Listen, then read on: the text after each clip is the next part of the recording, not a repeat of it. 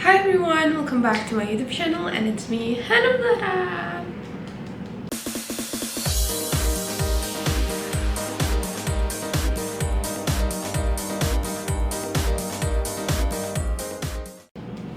So, hari ini aku akan melanjutkan playlist BIM aku yang udah lama banget belum aku lanjutin. Nah, kali ini kita akan membahas tentang BIM persiapan S1 luar negeri, tapi in detail. So, kita akan membahas tentang siapa aja sih sasaran atau siapa yang bisa mendaftar BIM persiapan S1 luar negeri ini, dan apa aja kriteria persyaratan dari BIM program persiapan S1 luar negeri. Aku juga akan ngasih tahu apa aja dokumen yang diperlukan dan dokumen yang aku submit pas dulu lagi proses application, as well as the most asked question, yaitu prestasi apa saja yang diterima oleh beasiswa Indonesia Maju, dan ini applies to BIM reguler maupun BIM persiapan. So, without any further ado, let's get started. For your information, buat kalian yang belum tahu apa itu BIM persiapan, aku sudah ngasih penjelasannya, perbedaan dari BIM persiapan dan BIM reguler di video aku sebelumnya, playlist BIM 1. You can check it out here.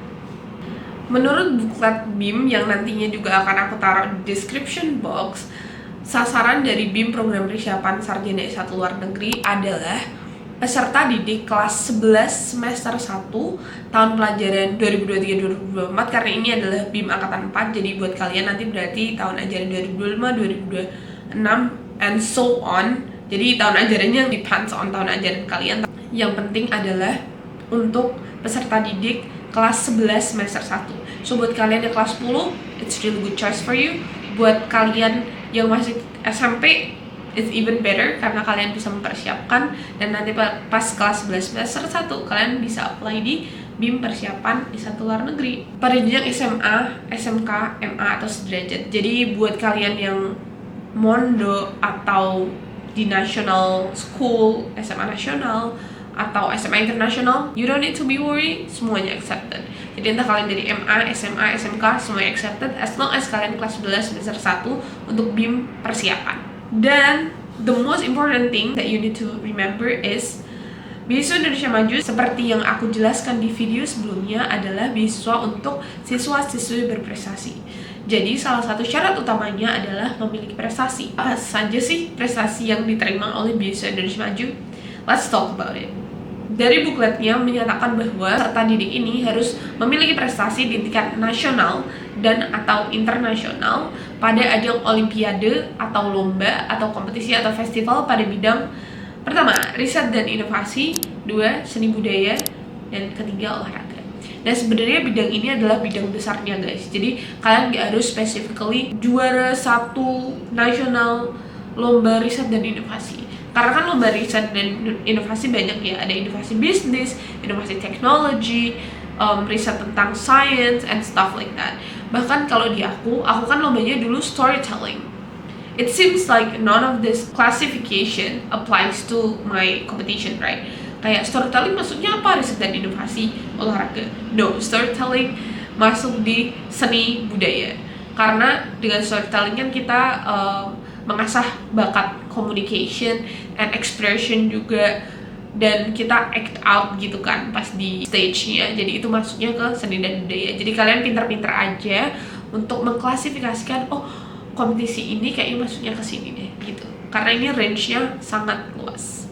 Lanjut, apa saja kriteria dan persyaratan BIM program persiapan sarjana luar negeri? Aku akan kasih SS-nya di sini, kalian bisa check it out, tapi aku juga akan jelasin after this.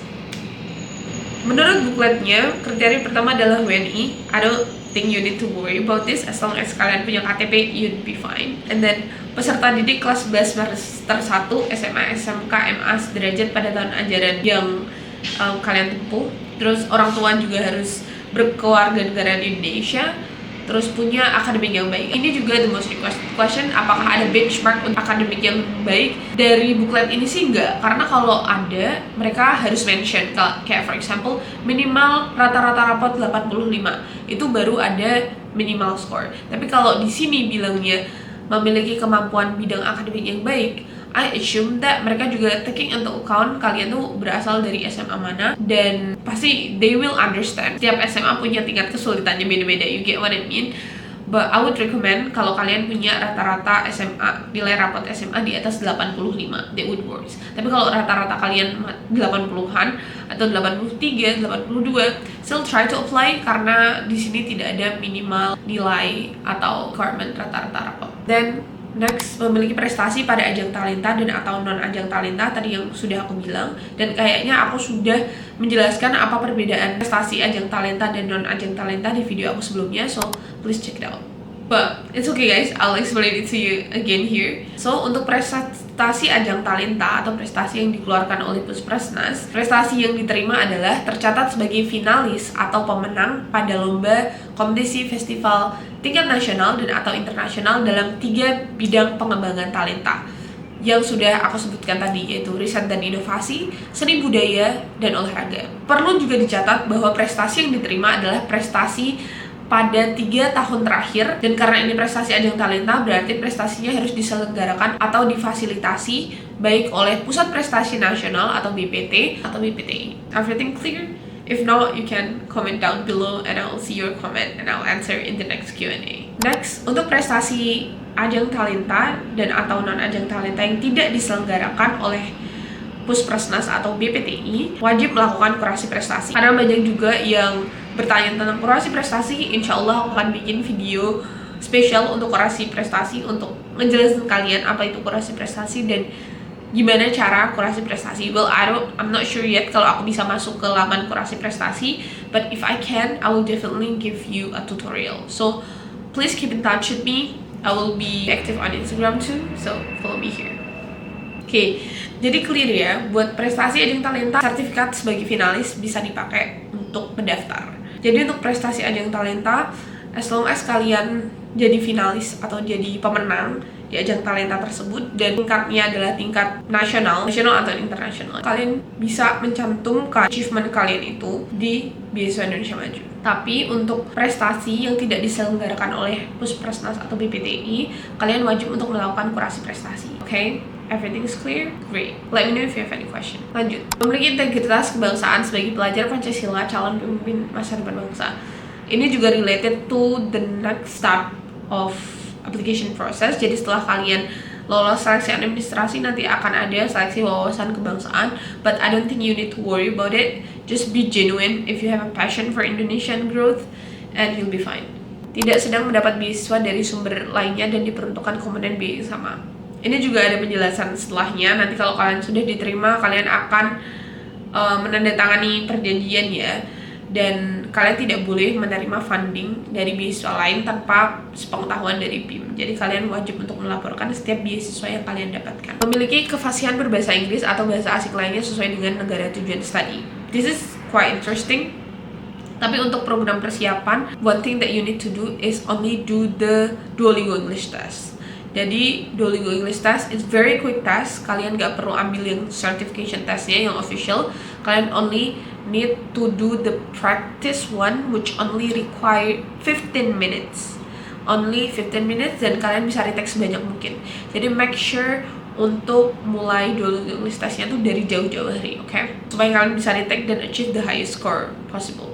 Bagi penyandang disabilitas, wajib menyertakan jenis kekhususannya dari spesialis atau dokter ahli yang sesuai dengan ketunaannya. Aku juga receive several message from people with disability, dan mereka bertanya apakah orang dengan disabilitas bisa mendaftar. Jawabannya absolutely yes. Kalian bisa banget mendaftar, tapi mungkin ada persyaratan tambahan, yaitu kalian wajib menyertakan statement tentang jenis kekhususan kalian dari spesialis atau dokter ahli. Dan kalian udah bisa mulai mengisi formulir pendaftaran online yang disediakan di link aku akan kasih di description box. Bersedia mengikuti seluruh rangkaian program persiapan, sehat jasmani dan rohani, serta mendapat dukungan dari orang tua sekolah untuk bisa mengikuti BRIM program persiapan sarjana luar negeri. That's it. And if you already fill all the requirement, hopefully you got in. Dokumen apa yang diperlukan? I don't think I need to clarify a lot of this thing, but kalau kalian butuh further clarification atau kalian masih bingung about some of this, please don't be hesitant to reach me out in the DM. Aku juga minta maaf banget karena kadang aku jawabnya lama or aku tidak menjawab. Itu artinya aku udah SS pertanyaan kalian. Kalau pertanyaan kalian itu banyak ditanyakan sama orang lain, dan aku akan ngejawab di Q&A aku.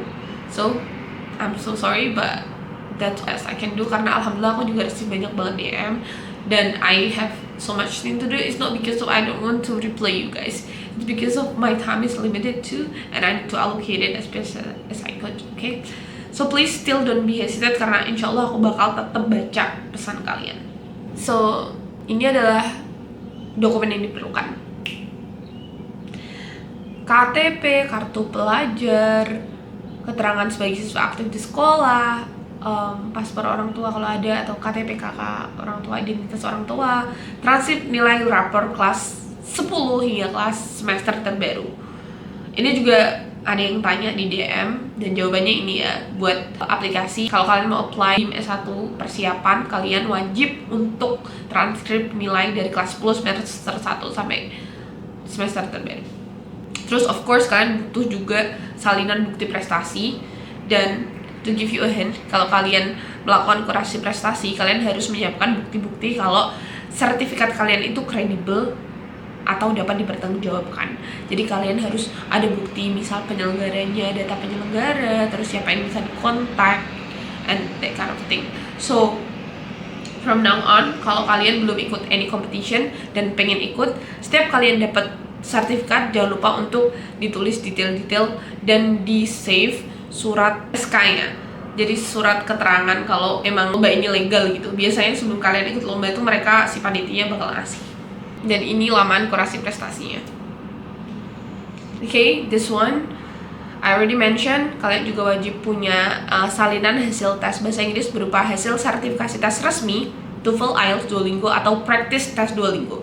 Practice test Duolingo is the most affordable, the most easy one, karena it doesn't require a lot of money and doesn't require a lot of time either. So I would recommend this one kalau kalian belum pernah ngambil TOEFL or IELTS atau Duolingo official test. Tapi kalau kalian udah punya, good for you, you can just attach that document.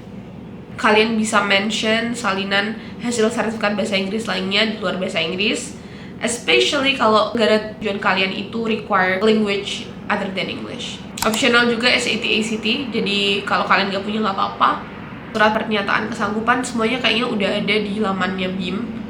Jangan lupa kasih materi. Terus surat persetujuan orang tua, dukungan sekolah, keterangan kalau kalian punya penyakit bawaan atau punya penyakit tertentu, dan finally menyusun 3 esai aplikasi yang terdiri dari total 600 sampai 900 kata dalam bahasa Inggris. Aku udah receive all of your question, guys, don't worry, I read all of it. Tentang, Kak, will you spill your essay? I will, at the end of this playlist. So I think after this playlist, aku akan ngebahas sedikit tentang beasiswa mandiri, which is yang bukan program persiapan buat kalian yang pengen ikut yang mandiri. Karena I know a lot of you also not able to ikut program persiapan karena mungkin informasi yang didapatkan rada telat, kalian udah kelas 12 terus gak bisa ikut persiapan. Don't worry, kalian masih bisa ikut yang program mandiri, and I will talk about it inshallah in the next video, okay? So please keep in touch, please stay connected with me. Kalau kalian have any other question or any content recommendation, feel free to reach me out through my social media here, Instagram, TikTok. I don't know if I want to put LinkedIn here. Semoga video ini bermanfaat dan I wish I can upload it as soon as possible. Semoga aku nggak males ngedit. Kalau kalian mau support aku, please subscribe channel ini sekarang juga, karena ini akan bikin aku lebih semangat untuk bikin video-video yang seru-seru dan insya Allah terus bermanfaat di kemudian hari. I'll see you guys in the next video. Bye bye. Thank you for watching. Love you.